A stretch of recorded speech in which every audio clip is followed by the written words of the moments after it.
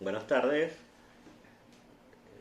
Nos corresponde hablar de los aspectos constitucionales de la reciente ley aprobada por la Asamblea Nacional sobre la ley de registro público y de notarías, que sustituye a la ley de registro público y del notariado. Esto es importante, la denominación. Como todos sabemos, fue publicada en la Gaceta Oficial 6668 de fecha 16 de diciembre del 2021. Esto ha traído como consecuencia que tanto el gremio de abogados y en general la ciudadanía se ha sentido alarmado por esta reforma parcial. Reforma parcial que toca fundamentalmente los elementos de naturaleza tributaria, concretamente en las tasas que se prevén en la reforma de la ley. Por supuesto, causando cierto desasosiego por la diferencia entre las tasas de la ley anterior y las que ahora se prevén en la nueva ley aprobada en diciembre. Esta ley nos trae de sorpresa, como todos lo saben, fue discutida hace aproximadamente 5 meses, nadie conoció de la existencia y esa discusión, no hubo un conocimiento durante esos meses de cuál era el contenido de la ley y sorpresivamente aparece con una fecha del 16 de diciembre, pero que real y físicamente aparece casi unos 10 o 12 días después. Bueno, para entrar en ello es importante señalar qué son los registros de notaría. La estructura de poder público, concretamente el Estado, la República, en este caso el Estado venezolano, a los efectos de la garantía de la propiedad, por ejemplo, o de la situación jurídica personal desde el ángulo del derecho de las personas, ha establecido un sistema institucional que de vieja data, en el nacimiento de la República, en 1836, se estableció entonces un sistema de registro primigenio y notaría. Se escogió en la alternativa que había en el sistema románico antiguo, el sistema germánico y el sistema francés. Un poco lo que se hizo en Venezuela fue una mixtura de algunos elementos, pero fundamentalmente con la vocación del sistema alemán. ¿Qué garantiza el Estado y qué debe ser en cualquier sistema registral y notarial? Garantizar, uno, la publicidad, es decir, que sea abierto al público, que todos tengan acceso a eso. El sistema español no era público, ni el sistema romano era público, como si el germánico.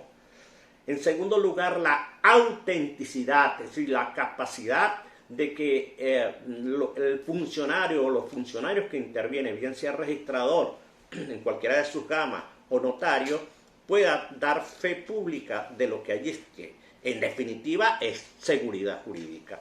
Y en tercer lugar, la responsabilidad. ¿Responsabilidad de quién? Es responsabilidad del Estado, es decir, el Estado como tal, porque tiene responsabilidad en la actividad notarial y registral, tanto la República en el caso venezolano, como los funcionarios que intervienen en el negocio jurídico o en la situación jurídica personal. Entrando entonces ya en nuestra materia, consultando, y esto es importante que lo tengan ustedes porque muchas de las cosas que hemos hecho referencia, es importante citar autores venezolanos como el doctor Hernández Ron, como el doctor Pedro Ali Sopi, y también es importante en el sistema francés buscar los hermanos Jean y Tourmassol, y de igual manera Roberto de Ruggiero. Cuando uno revisa la Constitución Nacional, se consigue en el artículo 18 y en el artículo 7 del Código Civil que las leyes se derogan por otras leyes, pero también tenemos la competencia, conforme a la Constitución, en la Ley Orgánica del Tribunal Supremo de Justicia, que pueden ser también declarada la nulidad total o parcial. De tal manera que una ley es sustituida por otra. Se derogan de esa manera. No hay otra forma. Después veremos algunas modalidades que puedan desarrollar. Lo primero que debemos entender, ¿cuál es el proceso de formación de una ley? Conforme a la Constitución Nacional, todo proyecto de ley que se presente conforme a quienes tienen la capacidad de así hacerlo, debe llevar dos discusiones. La primera discusión es una lectura general de presentación de la ley, luego se pasa a la comisión respectiva conforme a la especialidad de cada una de las comisiones dentro de la Asamblea General. En ese lapso se debe, entonces, conforme a la Constitución, hacer las consultas necesarias. Esto por el elemento participativo que nos prevé a nosotros la Constitución Nacional y que es de manera novedosa. Entonces, esa participación y esa consulta debe hacerse, amén de los órganos públicos, a la ciudadanía, pero también a la sociedad civil organizada. En este caso, de leyes que tienen que ver en el ámbito jurídico, por supuesto, debió haberse consultado o debe consultarse a los colegios de abogados, a las federaciones de abogados, a los contadores públicos, a los economistas, a los comerciantes, a las empresas de arrendamiento, pero cuestión que nunca sucedió en esta ley. Pero como quiera que eso es un mandato obligatorio por parte del texto constitucional, entonces ahí nos encontramos la primera inconstitucionalidad de la ley. Es decir, no es un elemento de naturaleza formal, no, es de fondo en tanto que somos una sociedad participativa en los términos del texto constitucional. Hay una cosa que es interesante en este proceso de formación de la ley y todo se refiere al artículo 211 constitucional. Hay que señalar, y creo que aquí hay algo que nos sorprende a nosotros de manera que nos produce cierto escozor, revisar cronológicamente la aparición de esta ley. Si ustedes me lo permiten, esta reforma comentada, como ya dijimos, aparecía en la Gaceta Oficial 6668 de fecha 16 de diciembre del 2021, dice expresamente que deroga la ley de registro público y del notariado del 4 de mayo de 2006. Esta ley, entonces, esta ley del 4 de mayo del 2006 había sido ya derogada. Y había sido ya derogada por el decreto con rango y fuerza de ley número 1422 de fecha 19 de noviembre de 2014. Entonces estamos en presencia de una situación anómala y nos tocaría preguntarnos si esta ley derogó una ley que ya estaba derogada, entonces sería la rederogación. ¿Cuál ley estaría vigente? Cronológicamente no es muy difícil entender que la última ley era la del 2014. Entonces quedaría vigente, pareciera que no hay duda, la ley del 2014. Y si está vigente la ley del 2014, todo lo que se reglamente a partir de allí, teniendo un fundamento en la derogatoria, es nulo, de nulidad absoluta, conforme la Constitución Nacional. Este detalle no ha sido observado por ninguno de los que inclusive han intentado los recursos por inconstitucionalidad ante la Sala Constitucional, que yo tenga conocimiento, a menos que en el lapso en que me trasladé de mi casa acá, lo hayan modificado. Es interesante también observar como un detalle fundamental que no se dice efectivamente, se dice a la ley de registros y notaría, y era la ley de registros y notariado, con lo cual esto no es ninguna situación que pueda decir baladí. No, porque las leyes tienen nombre y apellido y usted tiene que decir cuál es la ley que usted está reformando. Entonces, ¿Cuál ley me estás reformando? Es la otra interrogante que a nosotros nos asalta en esta angustia existencial que nos coloca la Asamblea Nacional y el presidente de la República al haber promulgado la ley. De tal manera que derogaron entonces lo que ya estaba derogado. ¿Cuál ley es vigente? Ya creo que nos lo preguntamos. Pero es interesante cuando uno lee ayer, a menos que lo haya modificado también, para el día de hoy, 26, en un lapso en el cual no nos dimos cuenta, ya se dictó la providencia administrativa del SAREN y está en la Gaceta Oficial 42.301 del 20 de enero del 2002. Y entonces la providencia administrativa es un acto administrativo de efectos generales, de contenido general. Ahora bien, todo acto administrativo tiene que tener un fundamento legal, una base legal. ¿Cuál es la base legal de la providencia administrativa? No lo dice, ni siquiera lo dice allí. No se atreven a señalar de hoyo, entender o que no sabían que tenían que motivar desde la perspectiva jurídica. Las razones, acuérdense que todo acto administrativo debe tener razones de hecho y razones de derecho. Al no tener fundamentos jurídicos, no es válido tampoco la providencia administrativa.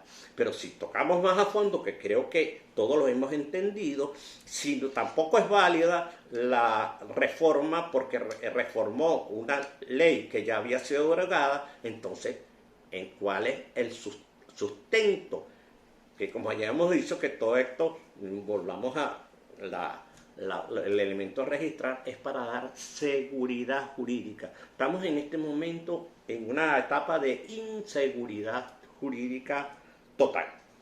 Otro aspecto fundamental que tenemos que hacer referencia es la violación del artículo 317 constitucional, que establece que toda ley tributaria debe señalar una vacatio legis, para que no son abogados, no están acostumbrados a esos latinazos que a nosotros nos agrada, a los abogados un poco quizás para confundir a la gente o para que la gente cree que sabemos mucho.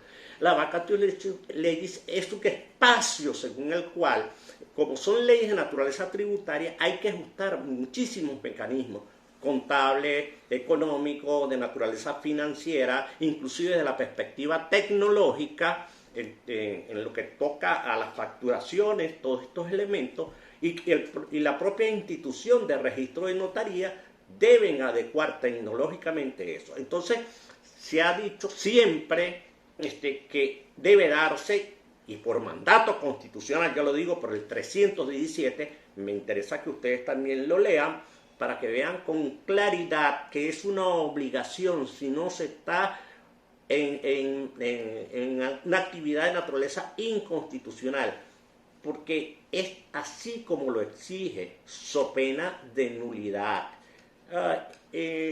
La Constitución Nacional, previendo que el legislador ordinario, siempre en esta materia de registros y notaría, la ley entra en vigencia a partir de su publicación en la Gaceta Oficial, dice el Código Civil, o la fecha que posteriormente ya indica.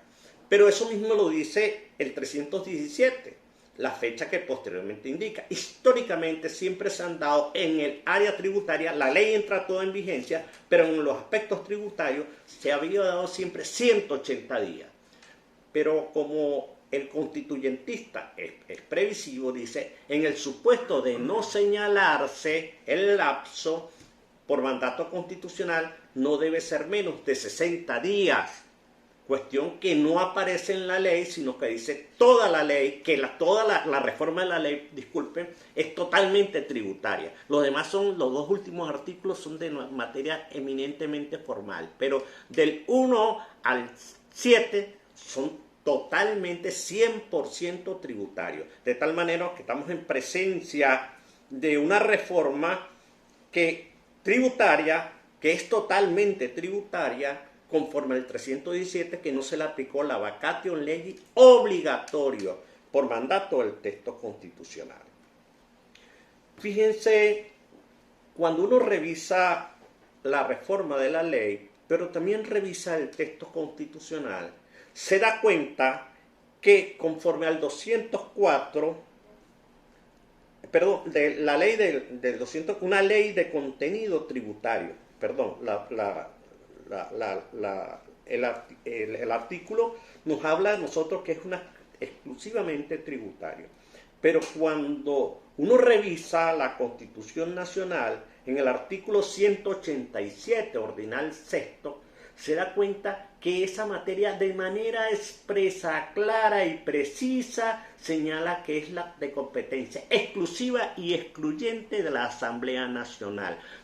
Por más poderes extraordinarios que tenga el presidente de la República en materia económica y financiera, no habla tributaria, y aun cuando le fuere dado por algún error de la Asamblea Nacional, pues por mandato de la Constitución, esa materia es exclusiva. De tal manera que los decretos, entonces ahora nos vamos, otro problema que nos crea, los decretos con rango y fuerza de ley que reformaron la ley de registros de notaría son inconstitucionales por violar una materia de la competencia, incluso que llega más allá, que es la usurpación, en este caso por parte de un poder público, le hace presidente de la República en Consejo de Ministros, contra lo que señala la ley, la Constitución Nacional. Cuando uno revisa efectivamente el texto reformado, nos encontramos que hay una violación del 316 constitucional. Se expresa allí la voracidad fiscal de la manera como estableciendo unos actos máximos que ya con la providencia que ya dijimos que era también ilegal, no solamente inconstitucional, sino ilegal, en el 316 nos dice a nosotros que debe atenderse a la justa distribución de las cargas públicas. Esto nos va a llevar a la población a huir de la formalidad, es decir, la exigencia de lo que debe ser el registro público, que es la publicidad, la autenticidad y la responsabilidad para dar fe pública a la informalidad. Y ya la informalidad la hemos estado viendo aún antes al haber colocado estas tarifas, de las cuales va a hablar la doctora Ballesteros con mucha más extensión y con unas comparaciones. Va esa huida a la informalidad, todos la hemos vivido cuando, por ejemplo, colocando esta como tal, la Misión Vivienda Venezuela, a las personas se le entrega una hoja y creen que es un título de propiedad. Ellos no son propietarios de nada, sino una autorización para ocupar. Es una forma de informalidad. Entonces, ¿cómo va la población que está en pobreza, el 87% de la población, pagar estas tasas tan elevadas? Entonces vas a correr a la informalidad. Así va a pasar con los vehículos, así va a pasar con los inmuebles, así va a pasar con las situaciones personales, como por ejemplo unas capitulaciones matrimoniales o unas capitulaciones patrimoniales que también lo permiten las uniones de hecho, de tal manera que es una corrida hacia la informalidad y el Estado entonces no dará certeza. Cuando uno revisa el artículo 2 constitucional, se consigue donde están los principios fundamentales que el Estado Venezuela se constituye un Estado social de derecho y de justicia, que propugna como valores fundamentales, y abro allí comillas, dice la justicia. La justicia debe entenderse desde la perspectiva legal, pero también desde la perspectiva social, de tal manera que este elemento de estos tributos son confiscatorios y violaciones del 317 constitucional, que dice que no se permitirá la expropiación, sino por sentencia judicial firme, y solamente en los casos de tráfico de estupefacientes y psicotrópicas y las que se hayan enriquecido en razón del Estado, en razón del ejercicio de la función pública, o los que hayan causado un daño al patrimonio público. Esa es la excepción que establece la Constitución Nacional, de tal manera que estamos en presencia de una violación también de los derechos humanos en razón del Estado Social de Derecho y Justicia, que establece en el artículo 19 la progresividad de los derechos. Aquí hay una regresividad de los derechos en contra del 80 y tanto % de la población. Estamos entonces en presencia de una nulidad absoluta por todos estos elementos conforme al artículo 25 constitucional.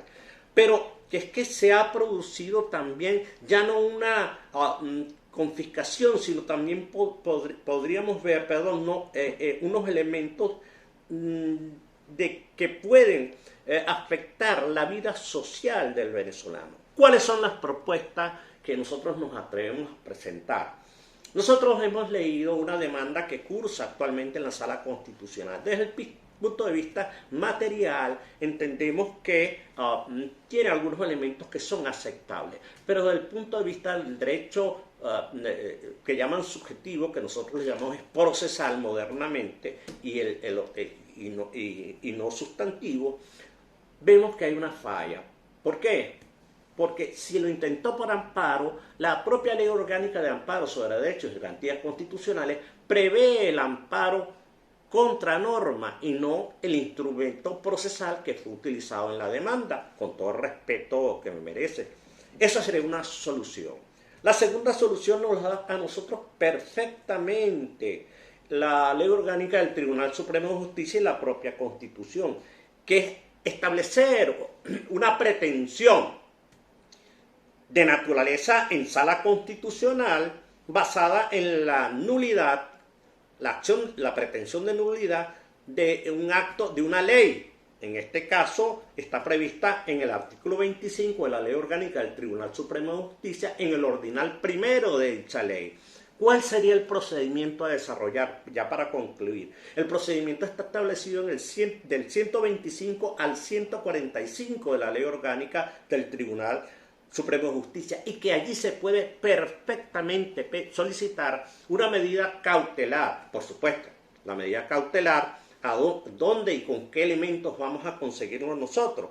Bueno, esos elementos están consagrados en el artículo 585, que sería la manera como solicitar esa medida cautelar con base al 130 de la Ley Orgánica del Tribunal Supremo de Justicia. Cuando decimos 585 y 588 en el parágrafo primero del Código de Procedimiento Civil, porque la Ley Orgánica del Tribunal Supremo de Justicia remite, en caso de dudas, de ausencia o de laguna, me remite expresamente al Código de Procedimiento Civil. De tal manera que entonces tenemos nosotros que podemos pedir, conforme al 130 de la Ley Orgánica del Tribunal Supremo de Justicia, que admite una medida cautelar, pero como no la señala, entonces tendríamos que irnos al 585 y 588 del parágrafo primero del Código de Procedimiento Civil, que sería entonces una medida innominada,